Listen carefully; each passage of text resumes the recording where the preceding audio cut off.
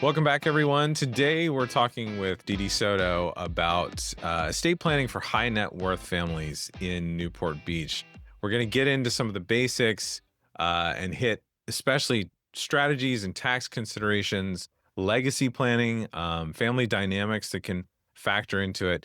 Hit some things talking about risk and asset protection, and then little detailed issues that might come up with things like multi generations or being in different states. And finally, cover some business succession thoughts. Dee, welcome back. How are you today? Great. Thank you. How are you doing? Wonderful. Well, let's dive in. Let's start by defining the landscape because we're talking about high net worth families here. What makes estate planning for high net worth families different from, let's call it traditional estate planning? Right.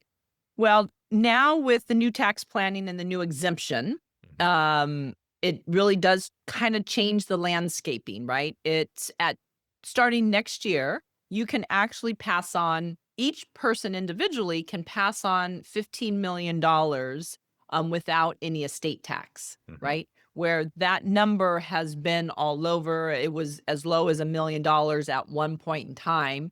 But as of next year, it goes to 15 million. But it has to be proper planning, right?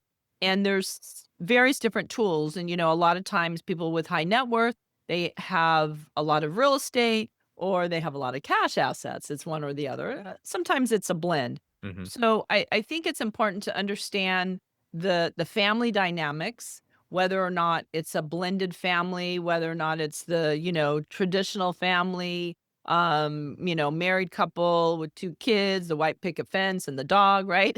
So it depends. So I think there's a lot you wanna take into consideration estate tax, you Mhm. wanna take into consideration income tax, right? And then third, of course, you have to take into consideration the age of the grantors, the people that are doing the planning, Mhm. how much control they want to have on a continual basis, what's their life expectancy, because you can do some pretty sophisticated, use some sophisticated planning tools, but you have to understand the basis and the basic foundation of the planning involves more than just, I have 401k and I own a home and couple of bank accounts, right? You need a revocable trust in those situations. Absolutely.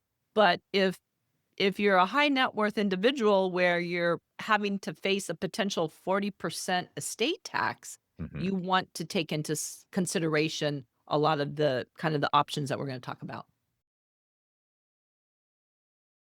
Let's talk a little bit more about some of those strategies and tax considerations. You've already mentioned some, but what are some of the advanced strategies you use specifically for high net worth planning? Well, I always recommend some irrevocable trusts that I just mentioned, right? Those can be used for children, grandchildren, great grandchildren. It's getting assets out of your estate, right? So if you have that taxable estate, you want to try and reduce, I think you build your whole life, Mhm. growing and wanting to make more. And then now you're like, okay, getting to the second half, and you're like, okay, how do I reduce my estate tax? So gifting is with irrevocable trust is great. There's what's called a intentionally defective grantor trust, an IDGT, and that's where you actually move appreciating assets outside of your estate Mm. while maintaining retaining the income tax advantages. And it's complicated, right? So you really need to speak to an attorney for more information on that.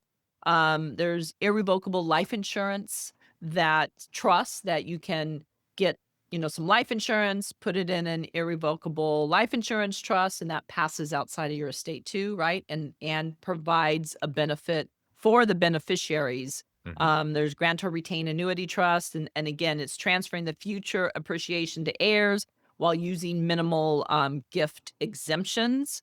Then between husband and wife, there's a creditor shelter or bypass trust. And then there's a Q-tip trust where you can give access to the surviving spouse, but if the first spouse that passes, they want to ensure that their children at their wife's death or husband's death, they want to make sure if it's a blended family that their kids will receive whatever the balance is.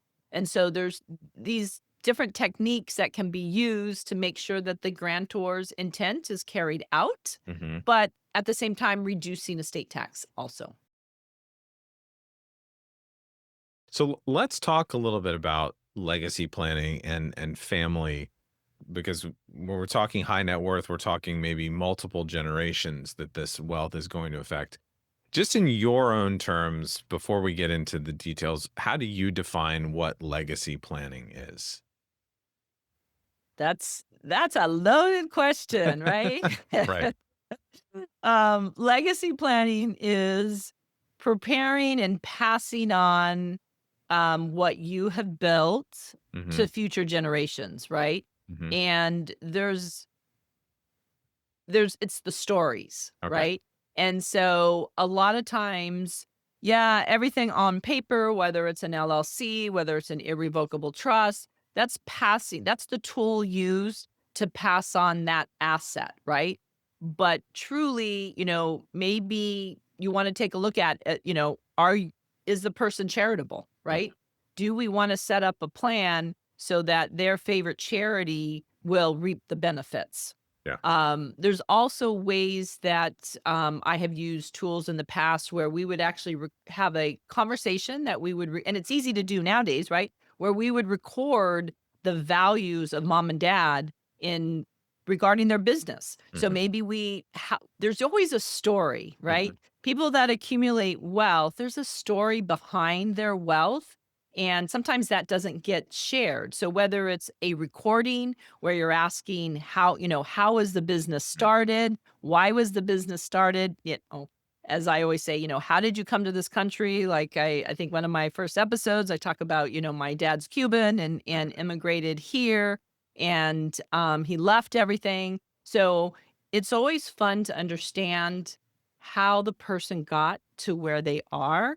And I think you can capture that in audio, Hmm. in video now. There's a series of questions depending on what that legacy is that someone wants to pass on, that we can actually help the client do that as well.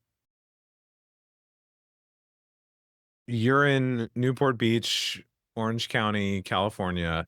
Um, for high net worth, affluent families and the estate planning they're doing, what are some of the common missteps or mistakes that you see specifically in your area? Maybe that you're I think fixing when yeah, it comes to yeah. this. I think many times people forget to lay the foundation, right? So you have to have that proper foundation. And I don't care if you have, $1 million or $100 million.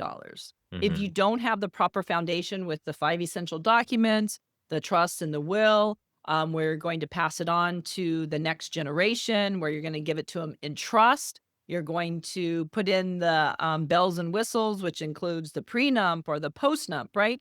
I mhm, think that step is often missed. mhm, And so people go right into, well, I'm going to create LLCs or I'm going to create irrevocable trust or I'm going to create the intentionally defective grantor trust, right? They're doing all of these other things, but when you go back and reflect, they missed mhm, the foundational planning. And when I say foundational planning, I mean, making sure that they have, if it's going to be a taxable estate, right? Make sure you have that bypass trust element, mhm, making sure you have the Q-tip element within mom and dad's planning.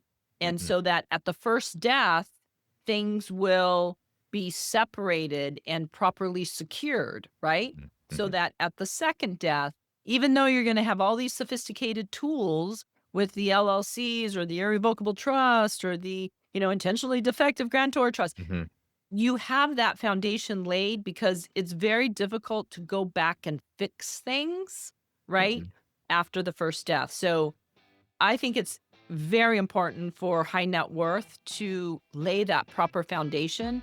And it has to be a robust plan Mhm. because you're talking about usually, whatever, 20, 30, 40, 50, 60, whatever, however many millions that you're talking about, that foundation is so key.